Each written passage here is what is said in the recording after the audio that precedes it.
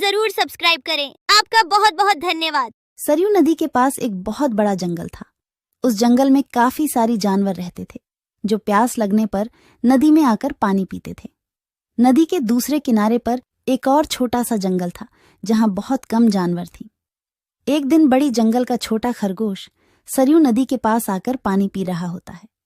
तभी नदी के दूसरी ओर खड़ा एक बाघ उसे देख रहा होता है। यह खरगोश आज मेरा भोजन बन सकता है। वैसे भी मेरे जंगल में अब शिकार करने लायक जानवर बचा भी नहीं है। क्यों न मैं नदी के उस पार वाले जंगल में जाकर शिकार करूं। और वैसे भी वह जंगल बहुत बड़ा है और वहां का शेर भी मूर्ख और शाकाहारी है। पता नहीं ऐसे शेर मर क्यों नहीं जाते। बाघ खरगोश को देखकर शिकार करने की सोचता है और शिकार करने की लालच में नदी के दूसरी ओर चला जाता है। अपनी ओर बाघ को आता देख खरगोश वहां से भागने लगता है, पर तभी बाघ उसे आवाज देकर रोक लेता है। अरे खरगोश, मुझे देखकर कहाँ भाग रहे हो? तसल्ली से पानी पी लो भाई। मैं तो बस तुमसे बात करने आ रहा था। क्या तुम सच बोल रहे हो? हाँ, मुझे तुम्हारे जंगल का शेर सिंह के बारे में बात करना है। मैंने सुना है कि वह तुम्हारा बहुत चिंता करता रहता है। खरगोश समझ चुका था कि बाघ उसे अपनी बातों में फुसलाने की कोशिश कर रहा है, इसीलिए खरगोश उसकी बातों का कोई जवाब नहीं देता और तुरंत वहां से भागने लगता है। परंतु खरगोश बाघ से तेज नहीं भाग पाता और बाघ उसका शिकार कर लेता है। यहाँ के जानवर बड़ी आसानी से शिकार हो जाते हैं, तो क्यों न मैं इसी जंगल में रहकर आसानी से शिकार किया करूं। बाघ अभी इसी जंगल में रहकर ही शिकार करता रहता है। इस तरह से जंगल में जानवर कम होने लगते हैं। एक दिन अरे लोमड़ी, मैंने सुना है कि तुम अपनी सहेली से मिलने के लिए दूसरे जंगल में जा रही हो।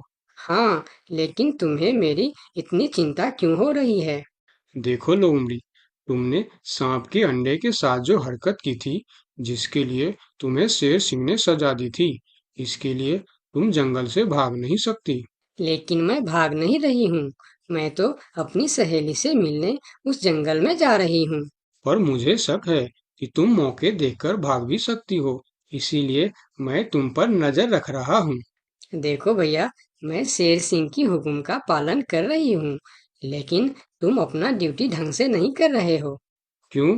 तुमको क्यों लग रहा है कि मैं अपनी ड्यूटी ढंग से नहीं कर रहा हूँ? दरअसल इस वक्त तुम्हें जंगल में हमारी जानवर पर ध्यान रखनी चाहिए, क्योंकि हमारी जंगल की जानवर कम हो रहे हैं। सुना है जंगल में कोई शिकारी घुस आया है जो हमारे जानवरों का शिकार कर रहा है। लोमड़ी, तू चालाक है, ये मैं जानता हूँ, लेकिन मैं भी इतना बेवकूफ नहीं हूँ, ये तू जान ले। मैं तेरे बातों में नहीं आने वाला। याद रखना, अगर आज तुम मेरे बातों पर यकीन नहीं करोगे, तो तुम भी किसी दिन कोई शिकारी जानवर का शिकार बन जाओगे। चाहे जो भी हो जाए, मैं तुम्हें यहाँ से जाने नहीं दूंगा। देखो, मेरा जाना बहुत जरूरी है। मैं 2-3 दिन में वापस आ जाऊंगी। मुझे जाने दो। ठीक है, मैं तुम्हें जाने दूंगा, लेकिन मेरा एक शर्त है। शर्त? कैसी शर्त? यही कि तुम्हें उस जंगल के थाने में जाकर रोज हाजिरी देनी होगी। मुझे मंजूर है।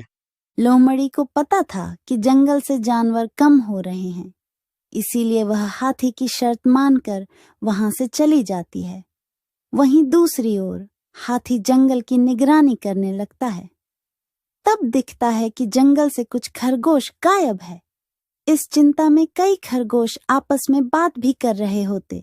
देखो भाइयों, हमें सावधान रहना होगा, क्योंकि जंगल से खरगोश गायब हो रहे हैं। हाँ, लेकिन इस बात का फरियाद हमें शेर सिंह को करनी चाहिए। तभी खरगोश की बात सुनकर हाथी उनके पास आता है। क्या हुआ है भाई? तुम सब आपस में क्या मीटिंग कर रहे हो? मुझे भी बताओ। हाथी भैया, तुम शेर सिंह के सेनापति हो। क्या तुम हमारी फरियाद राजा तक पहुंचा सकते हो? अरे भाई, तुम्हारी रक्षा करना ही मेरा ड्यूटी है। बताओ, तुम्हारी क्या शिकायत है?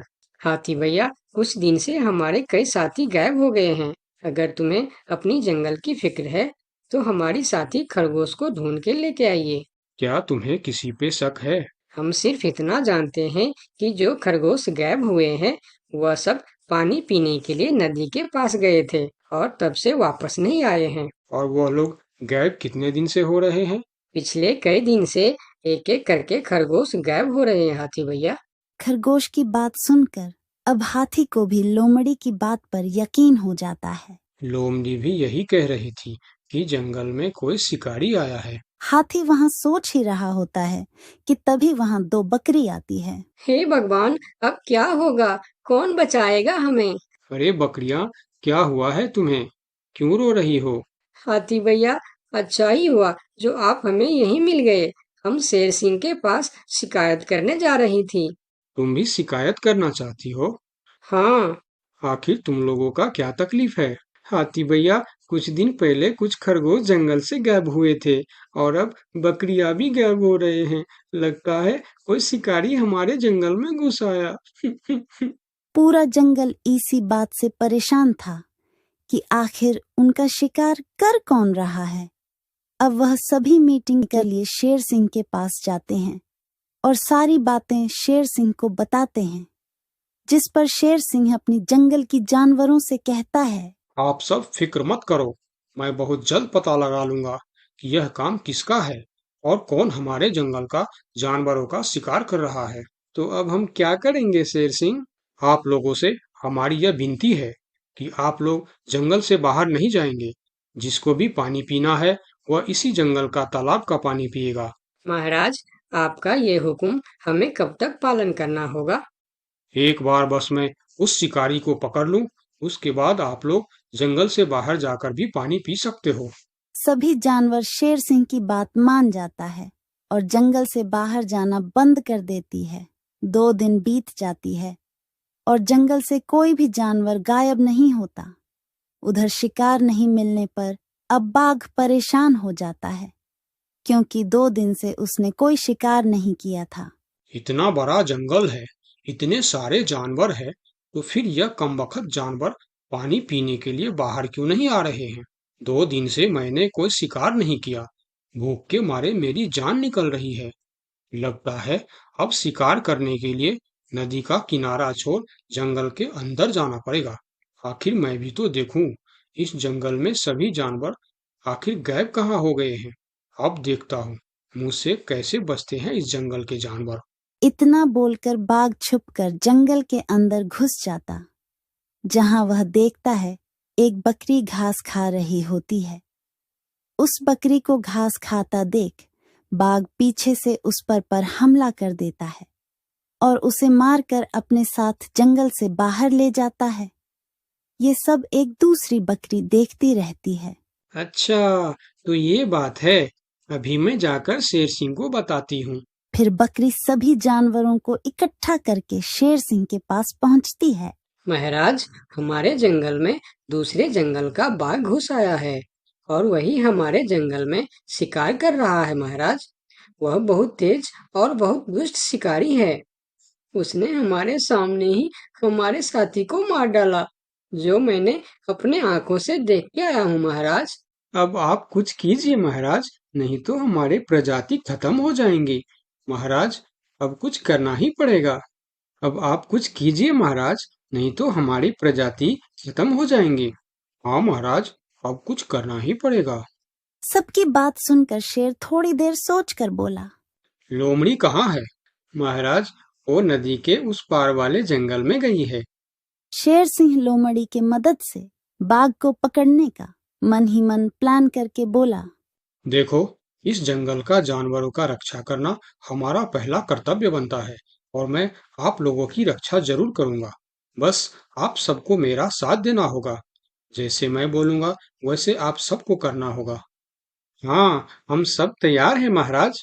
तो सुनो, आप लोगों में से कोई भी उस नदी के किनारे नहीं जाएगा और जब वह शिकारी को शिकार नहीं मिलेगा तब वह जंगल के अंदर आने के लिए मजबूर हो जाएगा और वो जब जंगल के अंदर आ जाएगा तब मैं जंगल के किसी एक जानवर को उसके सामने भेजूंगा।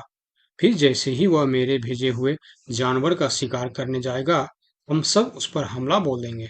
मतलब हम में से किसी एक को अपनी जान खतरे में डालनी होगी महाराज। हाँ, मगर मौत के मुंह में जाने के लिए कौन तैयार होगा महाराज? वह तुम्हें कल पता चल जाएगा। शेर सिंह अपने गुप्तचरों द्वारा लोमड़ी को संदेश भिजवाकर उसे वापस बुलाता है। आपने मुझे इतनी रात में यहाँ क्यों बुलाया महाराज?